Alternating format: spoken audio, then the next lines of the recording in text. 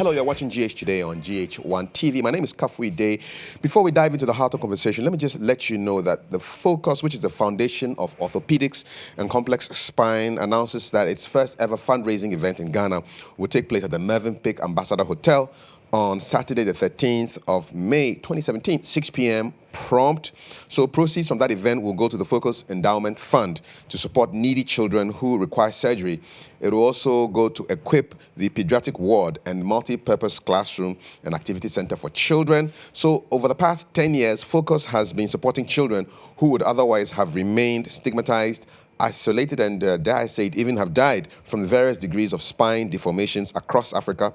And so with the support of kind and generous philanthropists all over the world, Focus has fully sponsored and carried out life-saving surgeries on at least 500 children with the selfless leadership of Professor Oheniba Boachi Ajay, who is the internationally acclaimed spine surgeon, who is also the founder and current president of Focus. You can contribute to this fundraising effort by either buying tickets to attend the event or calling this number 020 0000 856 020 0000 856. You can also contribute to the Foundation for Orthopedics and Complex Spine through the Unibank account number. Let me give you this number and then we'll go straight to the business. The number is 0211 311 006781. I'll take it again, 0211 311 006781. Or just go to Unibank and ask for the Focus account, World Trade Center branch. And that's the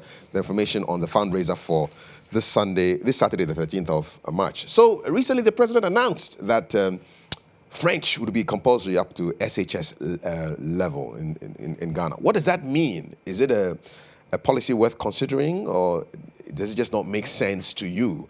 That's our conversation on Hard Talk right now.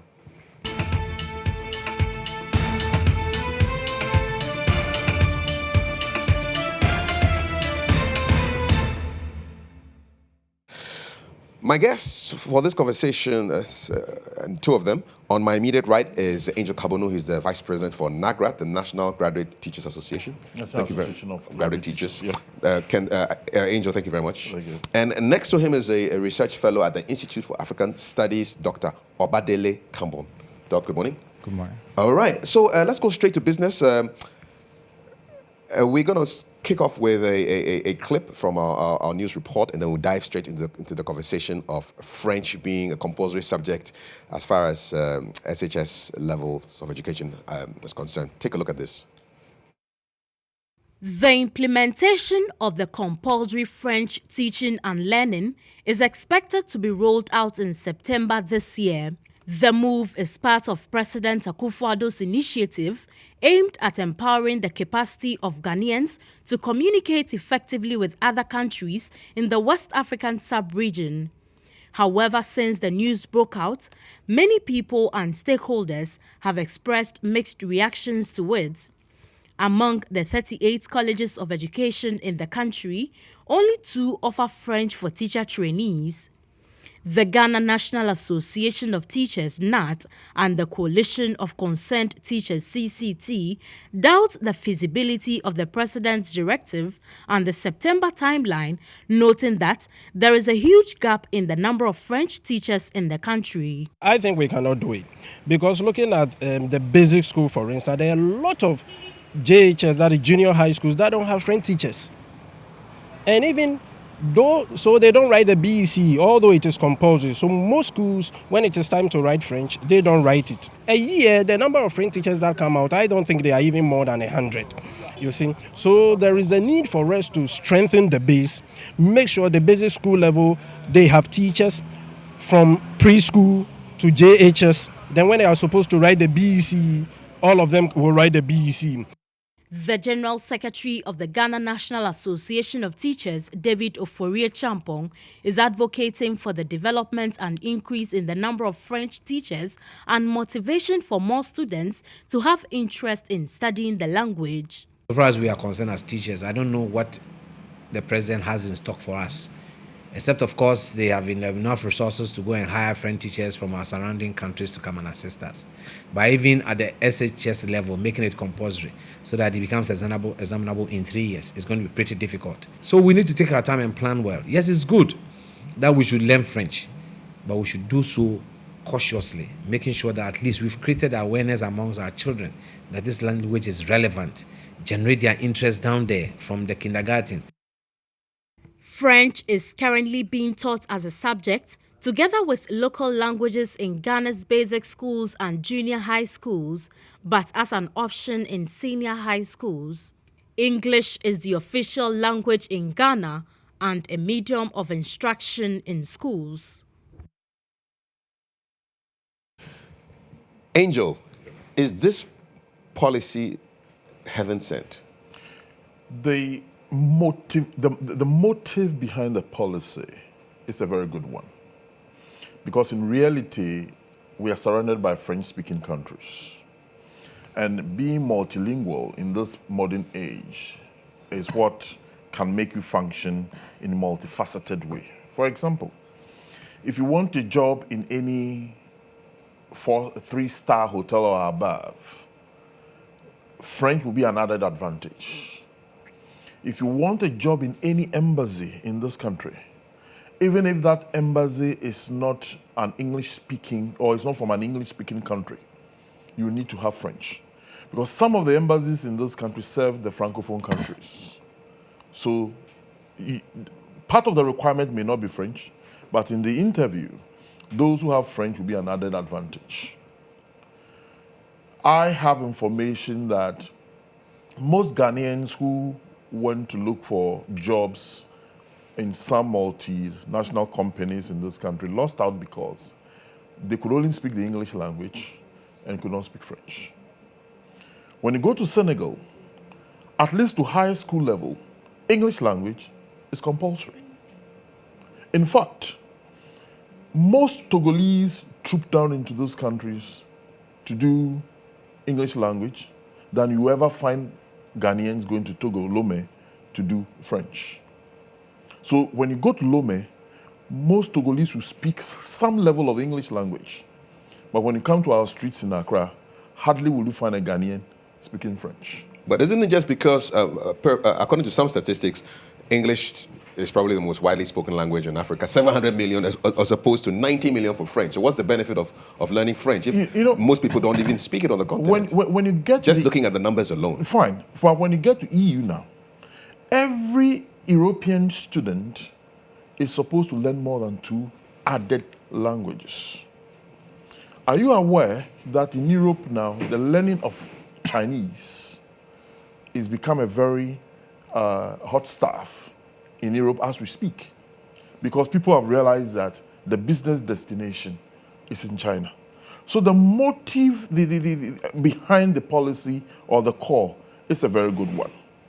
However, we'll have to recognize the fact that there are certain inhibiting obstacles that we'll have to cross. We'll get to those obstacles in a short while. Let me just bring in Dr. KAMBON. What do you make of this policy to make French compulsory up to senior high level? Mm-hmm. I think that the spirit behind it is good in terms of wanting to work with other African people. So, just in spirit, I think that that's a good thing. We want to deal with African people in Togo, in Burkina, in Cote d'Ivoire, and so forth and so on. My issue, however, is all of the reports, all of the research shows that mother tongue education is really where it's at in terms of thinking skills, in terms of so forth and so on. A report from UNESCO 2008 that the child's first language would be what is optimal for learning. COSANON 2005, children are more likely to enroll and stay in school. That rural children are more likely to have access. Parents are more likely to interact with teachers. So the research goes on and on and on about mother tongue education being what's necessary. Now in Ghana, we're supposed to have this type of model, P1 to P3, that we're supposed to use indigenous African languages, but this isn't what we're doing. Now let's look at from independence 1957, we're supposed to be an English-speaking country. However, I have colleagues who have done research right here in the country for the government in 2013. And in their research, they showed that at P3, you had below minimum proficiency, and then actually proficient. And for P3, you had in the English language we're talking about now, the language that is supposed to be the one that we have been advocating since time immemorial, that 42% of those students in P3 were below minimum proficiency in the English language. So just over 2 out of 5 students in primary 3 didn't have the acceptable level of comprehension in English. Exactly, and this is from scores from 0 up to 35, and then from 35 to 55, that's minimum proficiency. That was 30%, and then 28% were actually proficient. When they looked at P6, and again, the first study is 19,000 students from all throughout the country, all the different regions. The second study, P6, was 17,000. So for that one, 31% were still below minimum proficiency. 30% were minimum proficiency. Now this is minimum, right? And then proficient were actually 39. So the average was 44% for P3 and 48.9% for P6. Now this is the colonial language that we said that we've really grasped, that, you know, this is our golden jewel English language. Now we have a problem where the students are not even getting that one. Now we're going to compound it by adding an additional colonial language instead of really promoting African languages, mother tongues. Now there was a report from, it was a France Defense report, October 2012, where the quote, and you can actually look this up, France views Pan-Africanism as a threat to Western interests in Africa in general and French interests in Africa in particular. Now, if we're looking at really Pan-Africanism actually becoming Africans, it means that we're looking at doing that on a functional level. Now, how many people know any African language outside of the colonial borders that were drawn at the Berlin Conference? But if we're talking about really becoming Africans on a functional level and doing things that are beneficial for African people, this is what we're doing. Now, France doesn't necessarily want that, because look at the CFA franc. You have all of these neo-colonial countries that are tied back to France that has to give 80% of all of their funds, their reserves, to France, and that's in the French treasury. So what you've done is, through various things, such as the miseducational system, that you have tied these people psychologically, financially, and on various levels to their colonial enemies. So your argument is that if this policy should go through, it will be to the benefit of France, really, and not really for we, the African countries, who claim that we are trying to communicate with neighbors who are basically Francophone. I'll come to you shortly again, but Angel, you did say earlier that, well, Ghana is surrounded by Francophone countries, but is that really the case? Because I've seen reports which show that in Burkina Faso, our northern neighbor, less than 40% of the people 15 years above can actually read and write proficiently in French. Côte d'Ivoire is about 43.27% can actually read and write in French, 15 and above. Togo has higher figures, say 66%. But if you round it up, less than 50% of the people who we claim are Francophone can actually read and write proficiently in these languages. Yeah. Why are we now thinking of making French a compulsory language so that we can communicate with these people who are supposed to be proficient in the language? Well, if you permit me, let me respond a little bit to Doctor.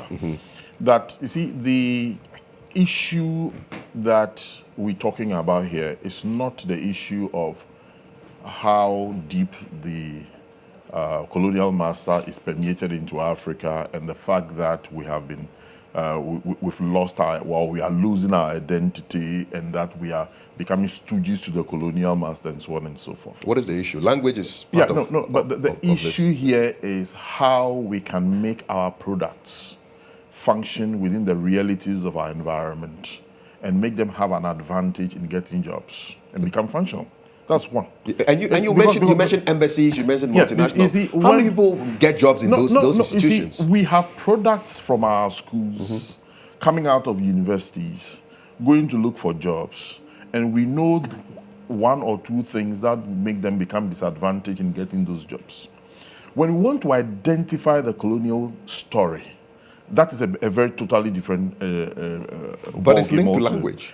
But what we're talking about here, you see, when you say in Burkina Faso, just about X percentage speak French, yes, it could be proficiently. True. But there are other African languages in Burkina Faso that the Ghanaian cannot even communicate with the Burkinabe. so as in Cote d'Ivoire and Togo and so on and so forth. But I disagree with that because I speak French, but when I go to Togo, I speak Ewe. Yeah, because I can understand. But it is not every... And then if I went to Cote d'Ivoire, I'll probably speak Akan and get somebody speaking with me on that level. If you go to northern Togo, you will not speak Ewe, you speak Kable. Are you getting me? If you go to Benin, part speak Ewe, which is the Mina, but they speak the form, which I don't think you can speak. Are you getting me? So that's what I'm saying. That because you are an Ewe, but if an Akan gets to Togo, what is he going to speak with the So Togolese? why don't we promote the languages that are common to these artificial borders so that we can communicate? The problem with us is that we have several, even in Ghana, the number of languages we are going to contend with. And as a school teacher, that primary school local language system is failing because if you have a teacher teaching in Dansoman, which local language is he going to communicate with the kids in Dansoman? Because when you go to the schools in Dansoman, you are not going to get majority of the students being Gan. When you take the statistics of students in the classroom in Dansoman, you have Akans, you have Ewes, you have Gans, you have Gonjas, and so on and so forth. Now, when the teacher goes to start teaching in the mother tongue, what local language is the teacher going to use in communicating it? Because to the every child who is being taught in Gan, the Gan language is as alien to him as the English language is alien to him. Is that on a fair point, Dr. Kambon? I think that we're dealing with a few things. One point that he made in terms of getting jobs, that's part of the problem of the miseducation system is that you're not thinking about creating jobs.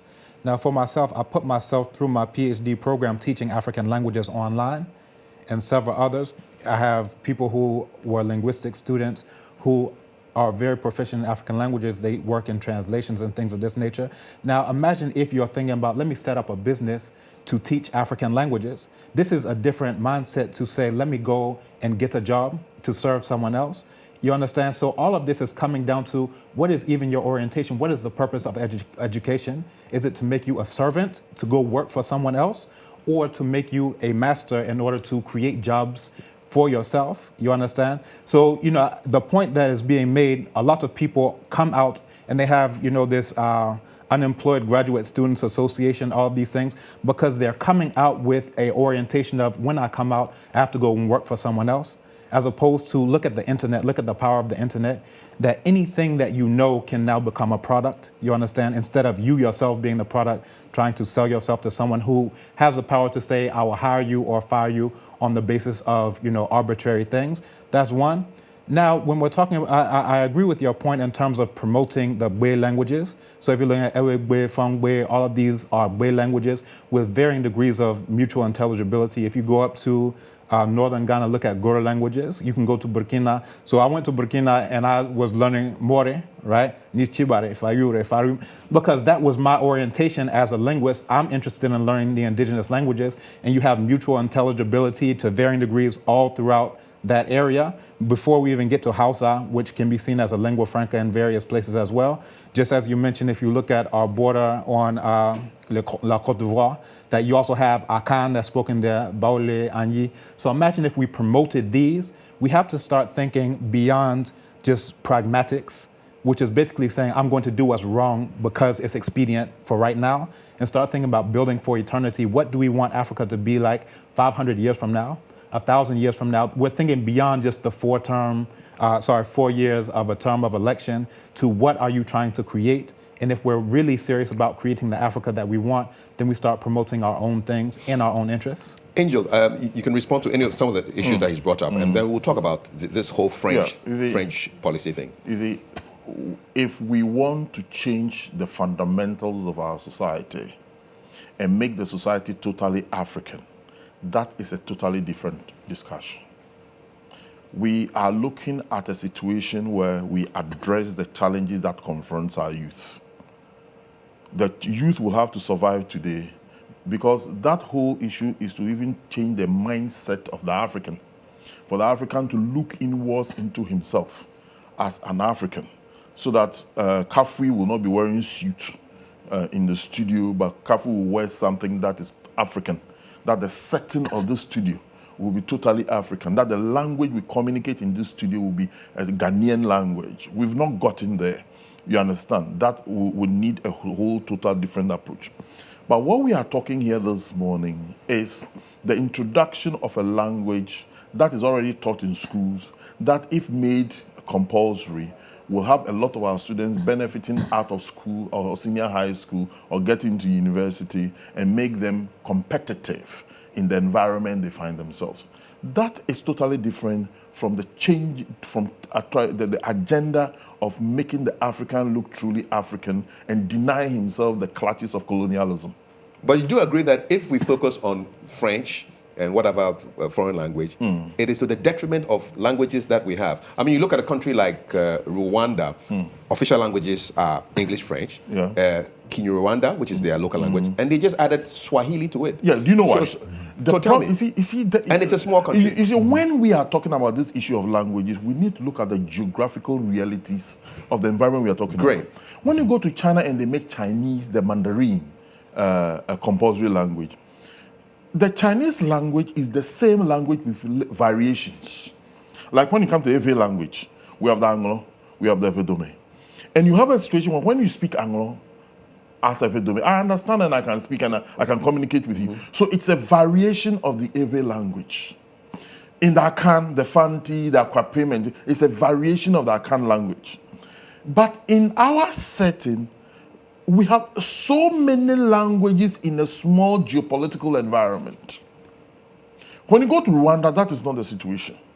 So they can have a single language for the country in Rwanda. When you go to Nigeria, the difficulty we are having in Ghana is faced by Nigeria. Which language in Nigeria are you going to introduce as the local language that will be spoken in? Is it the Igbo? Is it the Yoruba? Is it the Hausa? Have both. South Africa has 11 official languages. Yeah, but you see, the permeation of colonialism in South Africa and the Eastern African language, Eastern African countries, is so deep that when you go to South Africa and you ask us, I was in Johannesburg and I asked somebody, what is your local food? Do you know what they told me? Pap. And I don't know that pap is actually not a local food for Africa. So when you are talking about these issues... Is it European food? Is pap European food? Absolutely. Really? Absolutely European food. Absolutely European food. You understand? So that is how we look at... There are some countries in this world where the introduction of local languages was very easy because they really do not have too many local languages. When you come to West Africa especially, then we begin to have a problem. So we've taken the easy route, we've adopted the colonial language and want to add a second colonial language to be compulsory. Is that it? The call for French and the support some of us have for the call for French is not necessarily an attempt to deny us the study of our local languages. Let us separate it. We are not saying that, yes, let us experiment with the study of French so as to condemn and kill our local languages. But they are condemned already. How many people write and read the local languages? KAFUI, the question is, there are more, it is difficult for the Ghanaian to read the Ewe language. Because he wasn't taught. Because he wasn't taught. Yes. So the Ewe reading and writing has become more alien to the Ghanaian than the English language. Let's take a breather. I know you're dying to jump into the Campbell, but let's have a, we went out on the streets to pose this question to people, ordinary people, about this business of making French compulsory up to SHS, and these are the kind of responses that we got. Take a look.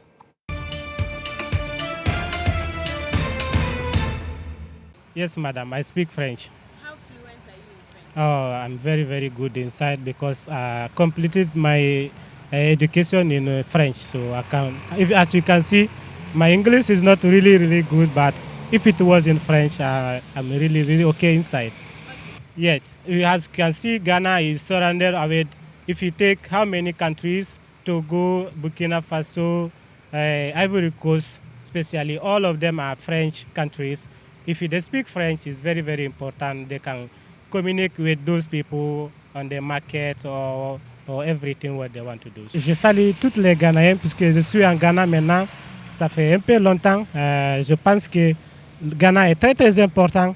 Et j'invite les Ghanéens vraiment à apprendre la langue. No, I don't speak French. Why don't you speak French? Well, our time in elementary school, add French to our curriculum. That is what I'm saying. It's very, very important because of our neighboring countries. like Cote d'Ivoire, Liberia, Togo, Benin, and others. So it's very, very important. Yes, I speak French. How fluent are you? Not bad. Not bad. On a scale of 1 to 10, where would you put yourself? I'll put myself at 8. The French language is very important considering our position geographically as a country. Ghana is bordered by French-speaking countries, and then without the language it will be difficult to do business actually. In the case of communication with the other countries bordering the country and other countries of the world. No, please, I don't speak French. Okay, in my basic school, I didn't start with French. I attended a public basic school, so there wasn't any French teacher. Going to high school too, I did business, so there was nothing like French at all. Having learned French and being able to speak French would help you in case you someday join those countries. You can relate well with them, and also being able to speak two languages, it's an advantage for employment outside the country and a whole lot. So those were the voices of people expressing their views on the whole business of French and the study of French in Ghana. I'd like to hear from you. Send us WhatsApp. You know the number. Dr. KAMBON, you want to respond to a few things that Angel spoke about? Yes, a few things. In February, there was a report from Global Finance that listed, in looking just on the monetary financial scale, the poorest countries in the world. And Ghana was the 50th poorest behind Sudan. So what we're seeing is this is basically a social experiment that we've been trying in Ghana of having this English policy. Now, if people are interested in the history of it, there's a publication by Dr. Charles Owurie, Language Policy of Education in Ghana, a critical look at the English-only language policy of education. So we're looking at 1957 on, and he even looks a brief bit at the colonial period as well. Now, when we look at this, we see that we have gone full lock, stock, and barrel in for the English language. Now, what are the results of our social experiment that we've been trying? That we're now the 50th poorest in the world. You understand? And are you tying that to language?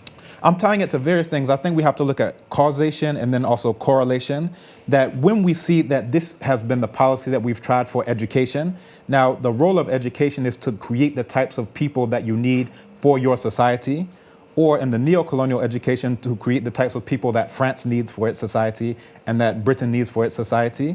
So if you look at this whole thing about this visa fraud scandal, everyone rushing headlong to go there, trying to cross the Mediterranean into France and these places, that what you've done is that you have an educational system that makes basically French people with black skin, makes British people with black skin, their allegiance is to their colonial enemies as opposed to their own people. So we're now seeing the results, the benefits of, quote unquote, benefits of that science experiment, and we don't like it, you understand? So now let's say we've done this experiment, crabs in a bucket, that we're all saying that we'd rather be under this European than to raise up any single African. And that's what we're dealing with in Ghana. Now, a logical thing would be to say, all right, let's look at percentages, how many people speak, for example, Akan. Instead of saying, well, let's lift up Akan, we're more quick to say, look. That's not my language, as though English is. That's not my language. I would rather all of us to be oppressed by any single European than to have you be, quote unquote, better than me. Now, that is, I would say that that's manufactured, that type of mentality is manufactured for someone's benefit, for someone's best interest. We didn't originate this type of idea that we can't allow any single African language to come up. We'd rather have, English on top. But now we're seeing that we don't like the end result of it. So let's try something else. And this is what I'm getting at. Let's look at mother tongue education. Let's look at continental African languages. So if you look at Kiswahili, for example, if you look at Hausa, for example, if you look at Yoruba, for example, you look at Wolof, for example, all these are the Mande languages, for example. We were talking about earlier about Ghana, that Ghana was not even the indigenous name of the empire that we're so-called named after. It was Ouagadougou. But how many people are saying, let's try to have some institutional memory and learn Soninke, so which you're is a Mande thinking language? consciousness has to change for a real change to come through. I want to bring in Angel now and just ask this question. Are we really confused with this whole language policy? Because last year, the Minister for Education, Professor Jane Nana Opoku-Agyeman, was quoted to say there were plans to remove English as the teaching standard in school. Also last year, the Chief of Staff, Julius Deborah, was banking on an electoral win because he said this year, 2017, assuming that the NDC were in power, Arabic would be a compulsory subject at the SHS level. Now, we're also hearing that French is going to be taught all the way to SHS. What really is going on? Are we really focused or are we just confused? Yeah, you see, just to respond a little to Dr. Sure. that are coming. You see, Doc, if from the tangent that you've taken the whole thing, then we'll even have to interrogate the content that we teach in our senior high schools. Which we should. And so that maybe when we are teaching Julius Caesar and Macbeth, the Shakespearean text, we can change that for some African text, right? So your position, though, I agree to, is addressing the broad problem, the fundamental problem. You are interested in the here and now. Yes, and that the African, unfortunately, in history, has been placed in a position where he's now struggling to identify who he or she is. But we are looking at the school system as of today and realize that we are producing students in a certain case. And what can we do to enhance the wherewithal of those students and make them competitive in the environment we find ourselves? That is not to deny the broader picture, where doctor is coming from, that the Africa needs to begin to identify itself so that we will not have our ministers wanting to go and sleep with, or our big people wanting to go and sleep with Chinese people to enhance galamsey and so on and so forth. Right. That I agree. But you see, we need even to sit down and look at this issue of the language policy, because you have even identified the confusion that we find ourselves in. Somebody talking about Arabic, somebody talking about local language, now what is common in French. But when some are even talking of Chinese. Yes. Kwesi Pratt on Peace FM made the argument that if you want to introduce a common language in West Africa to facilitate trade, maybe we should be talking about the most widely spoken language in West Africa, which is Hausa. And if you are going to even talk about global issues, then maybe we should be bringing French in. So what if NDC wins in 2020? They come in and say up to SHS, let's all learn Chinese. Because so we need to look at where we go in as a nation and take a common stance. Yes, when you communicate with your child in the local language at the development stage, and he or she is able to grab certain concepts properly before you even grab concept in another person's language. But again, look, the problem is teachers are actually trained in local languages in the colleges of education. But when the teachers are posted, they are posted to schools that they can hardly function in the local language that they train. So to the extent even Ho, the capital of the Volta region, if you are not careful, it's becoming so cosmopolitan that you may not necessarily have all the children in the classroom at Ho Bankwe speak Ewe. It is worse in Accra. As for Accra, it is worse in Accra where you post someone to come and start teaching Ga language in class 1 to class 3, and you go into the class and hardly most of your students in the class do not speak the Ga language. So why don't we get creative and almost treat the country as a federal unit? So various regions will produce teachers for this region. So you produce teachers for Nzuma, teachers for Ho. I want to offer a suggestion. What we can do is that we can formulate a language policy to help integrate people into this country. So, for example, if you find yourself in Accra, whether you are a Gonja, whether you are Hausa, whether you are Ewe, whether you are Akan, the language that is taught at the basic school is Gan language. It will help you, the Ewe child and the Ashanti child, to learn about Gan culture, to learn about Gan ways of life.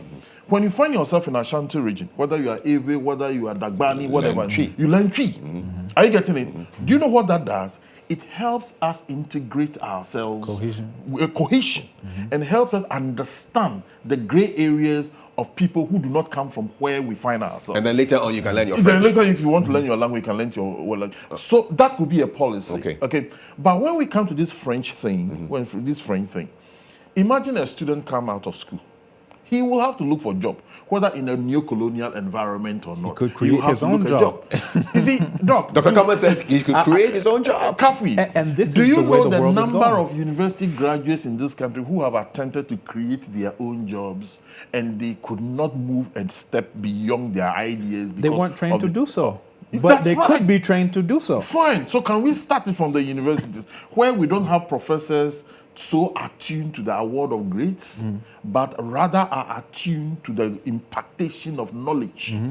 Let Dr. Kambon answer that question, because Angel keeps saying that, look, you've got to get people skills that will enable them to get jobs. And so, that's where the French thing comes in. And so he's are talking thinking about that's what needs to be done. I'm also talking about what needs to be done, but I'm saying that we need to impart the skills that will get them to create their own jobs, to make them free people, to make them movers, to make them the ones who people have to come to for jobs. This is a different type of thing.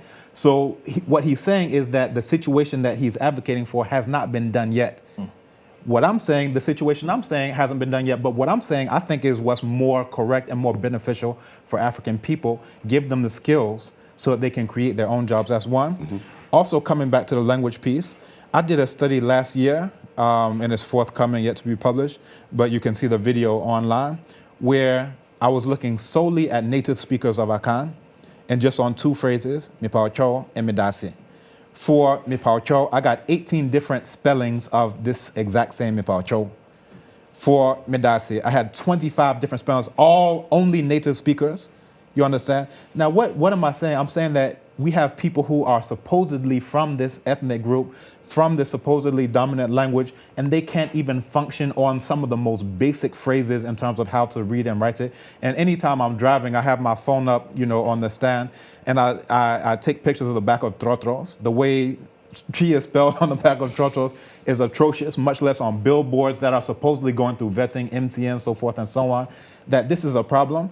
And the problem is coming down to what I say we suffer from cultural and linguistic AIDS.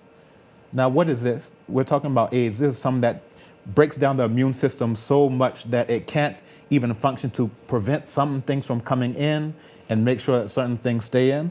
So I'm making an analogy, and I hope that you can follow along, that what we're doing is that anything that comes to us, we allow it in, whether it's Chinese with galamsey, whether it's India with kumkumbaya, whether it's France, whatever it is, we just allow it to come in without clear evaluative criteria of, does this benefit African people? And then even, does it originate with African people? If it's beneficial, in what specific areas, you understand? How does this benefit us economically? How does this benefit us, or how is it detrimental to us psychologically? How is it beneficial to us in the area of health? So forth and so on. We can talk about all these fast food restaurants that are coming into Ghana. Right now, our doors are wide open, and it's basically like not having a functioning immune system. Anything can come in, and what it does is now pneumonia will be the one to kill you, not the AIDS itself, but anything that comes in. And I think that this is where we really need to go, is to have an evaluative criteria to judge how is this beneficial to African people in the short term or the long term, you understand? But I don't think that this is the way that we're thinking. Angel, we're going to wrap this up, and I want your concluding thoughts. What's the way forward as far as this foreign language policy is concerned? French, it could be Chinese in the future, it could be Arabic if the NDC come back, who knows? Well, Hindu, I don't know.